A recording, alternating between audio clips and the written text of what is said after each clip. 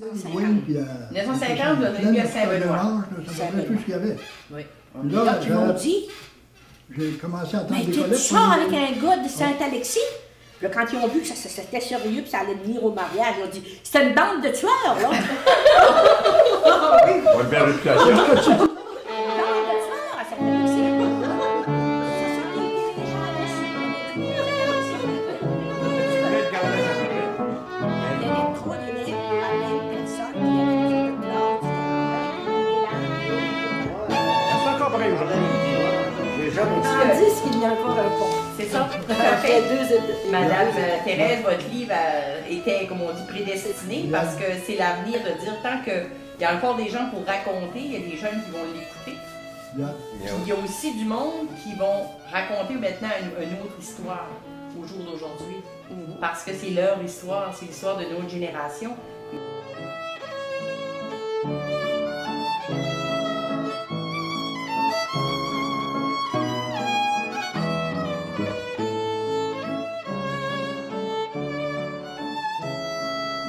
Des hommes et des femmes d'exception ont façonné l'histoire de nos villages situés sur les plateaux de la Matapédia.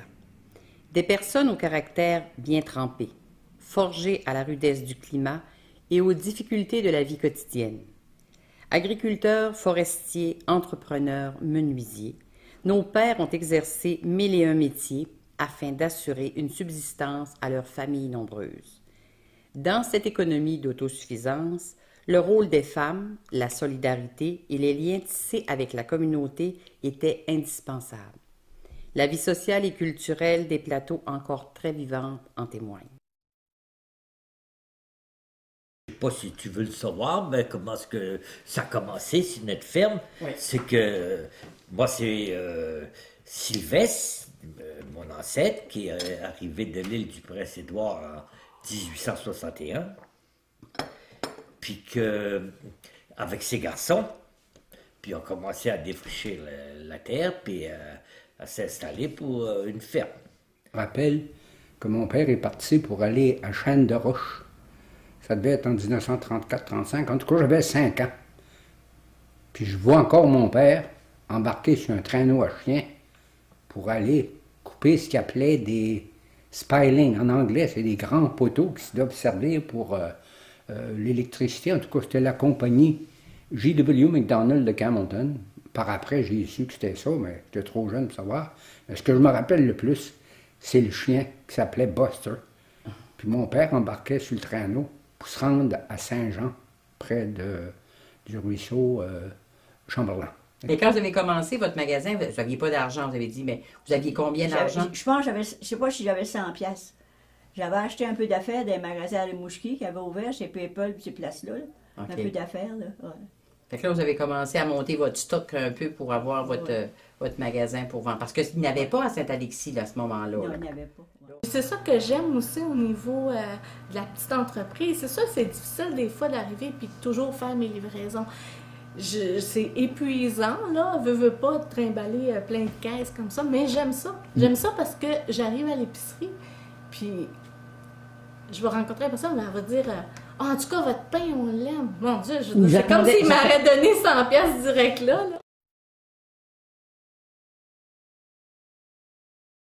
Puis en 1882, il l'a passé à son garçon Maxime. Puis de Maxime, ça passait à Filias. Puis Filias, c'est en 1924 qu'il a pris la ferme à son nom. Puis il l'a gardé jusqu'en 1962-64. Parce que là, nous autres, il l'a eu de Filias, moi puis mon frère Félix. Ça À part de ça, quand il faisait beau, c'était pas pire. Faire les vaches, là, il y avait la queue sèche. Mais une journée qu'il pleuvait, puis qu'il y avait la queue tout en haut, puis tout sale, puis qu'il nous envoyait ça en pleine face, là. Ça, c'était pas on voyait comme ça. Oui.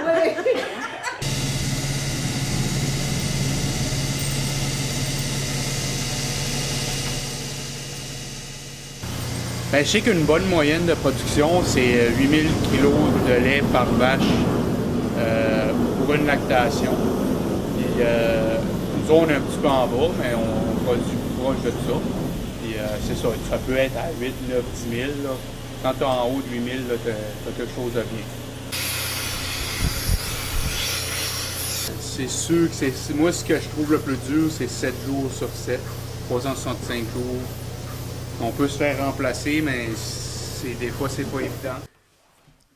Quand tu aimes la terre, puis que tu aimes l'agriculture, puis que tu aimes les défis, parce que sur une ferme, c'est un défi à l'année. Bon. Printemps, là, quand tu sèmes, là, tu sais pas ce qui va se passer.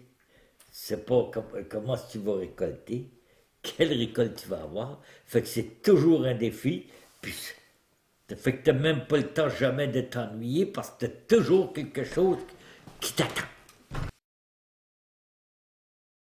Puis quand tu parlais de couper des spilings, c'est une anecdote, là.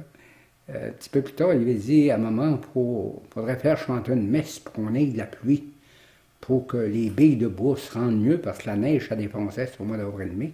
Le contrat avait été donné à cette période de temps-là. Puis, au moment où j'allais faire chanter, moi, une messe, M. Filios Galland en faisait chanter une pour pas qu'il pleuve. Puis, lui en faisait chanter une pour qu'il pleuve. Il a été chanceux. Il a dû faire chanter la bonne, parce qu'apparemment, il s'est mis à pleuvoir. Puis là, les billes sortaient, d'après l'histoire de mon père, c'était 100 billes par jour, puis ça donnait $1. Alors, le temps de la crise, $1 pour couper des billes de bois, c'était des choux.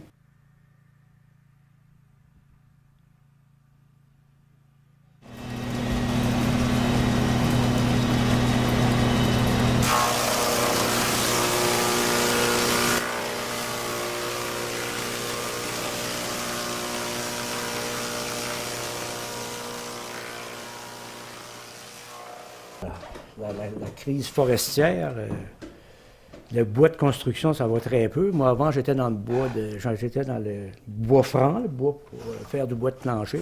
Ça a tombé complètement. C'est ça qui m'a amené à diversifier ma production. C'est pas même quand on allait dans le bois, on passait des 2-3 mois dans le camp sans sortir de là, là. Et on prenait pas les balles. Là. Je ne savais pas de ça, la BO là-dedans. Parce que vous avez été dans les membres fondateurs du groupement agroforestier. Oui. Ben ça, je suis comme fier de ça, dans le fond, parce que le groupement forestier, à l'heure actuelle, je pense que c'est le pivot, c'est la couronne principale là, de l'économie de la région jusqu'à un certain point, parce que ça permet, en tout cas, dans les meilleures années, jusqu'à 125 personnes, aux alentours, 125 personnes qui travaillent, plus les personnes au bureau, les secrétaires, puis les techniciens, etc., mesureurs de bois, ça fait bouger un peu. Puis je pense qu'au niveau des paroisses, le groupement forestier a été, à mon point de vue, là, un pivot important au niveau de l'économie. Moi, on a des frères fin juin, début juillet, puis elle dit, tiens, les enfants Zaï, on me donne sur le cahier. On était les premiers. Mais on a grandi, là, puis on était obligés de se débrouiller. Ils n'avaient pas d'argent. Rosanna et son magasin. Son rêve était d'avoir un commerce. Sur son maigre salaire, elle avait réussi à économiser 100 $. Elle décida de venir s'installer à Saint-Alexis et de s'ouvrir un magasin. Elle commença donc avec ce petit montant. Imaginez, 100 $ pour débuter un commerce. Il est vrai que 100 à cette époque en valait bien 1000 aujourd'hui. Je comprends que votre mère devait vous dire que vous aviez un gros projet. Oui, si j'avais de l'argent. Je n'avais pas d'argent, un petit magasin derrière. Toi, vous étiez vraiment pas peureuse. Hein? J'étais vraiment pas peureuse. Je pense à ça. Pas peureuse. Pas peureuse à ce temps-là, moi qui étais gênée. Puis... Qu'est-ce que tu as pensé quand tu as décidé de construire, de faire construire ça? Je trouvais ça beau, des grands magasins, puis des comptoirs, puis je voulais avoir de la place pour mettre mes marchandises. Ouais.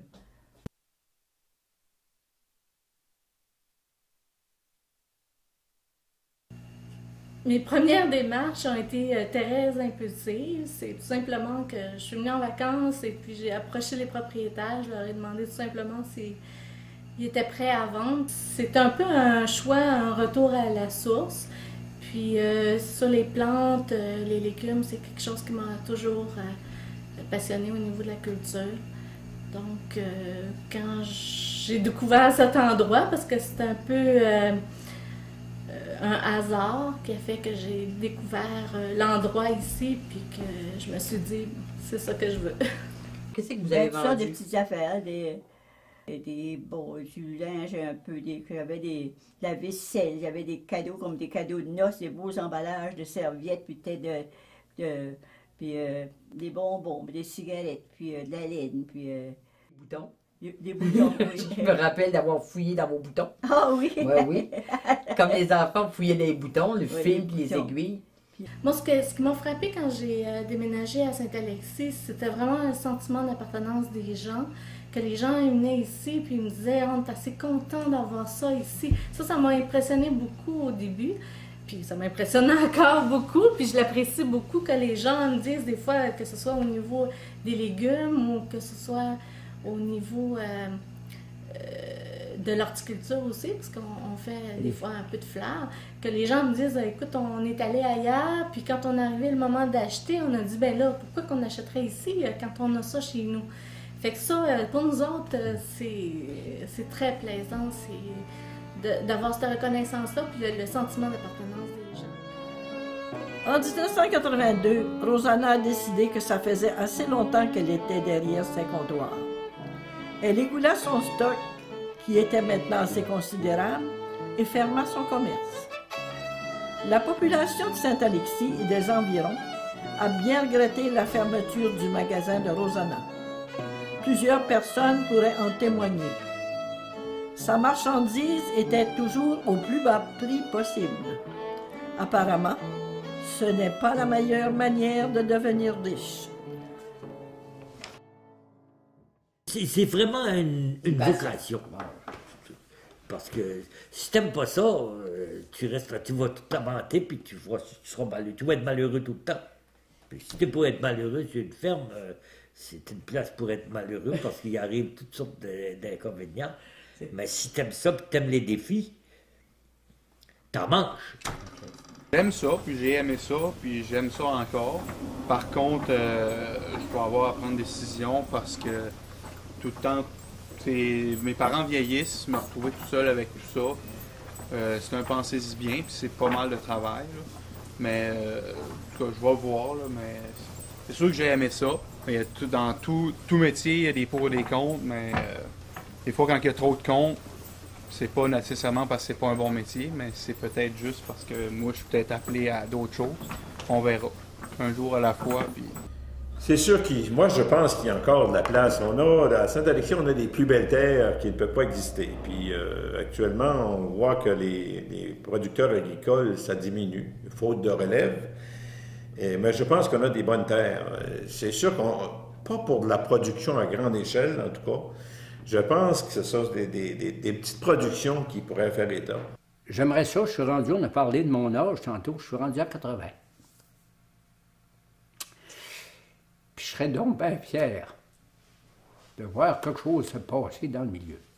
Mais je dirais pas au niveau de politique, mais on a une personne à l'heure actuelle qui représente le comté, je pense, puis je veux pas faire de politique là-dessus, mais je pense qu'on a une personne là, qui réellement veut que les paroisses, puis on a une preuve à l'Ascension avec les bureaux qui viennent d'offrir, avec un paquet d'argent qui a été mis. Puis je parlais à Nathalie Normando l'autre jour, puis elle me dit, ben ce qui est important pour nous autres, c'est d'essayer de revitaliser ces paroisses-là. Pas spécialement les paroisses du plateau, mais quand on parle au niveau du comté. Puis moi, je suis bien fier de ça, puis j'en fais pas une part politique, mais je pense qu'on a besoin de personnes comme ça, qu'on a besoin de personnes localement aussi qui veulent défendre le milieu, parce qu'on a besoin de remonter la situation économique de la région. Mais je pense que les gens de Saint-Alexis sont fiers, puis moi, je suis fier de ma paroisse. Puis ce que j'aimerais le plus, ça serait de pouvoir laisser des traces. Mais ça. Avec vous autres.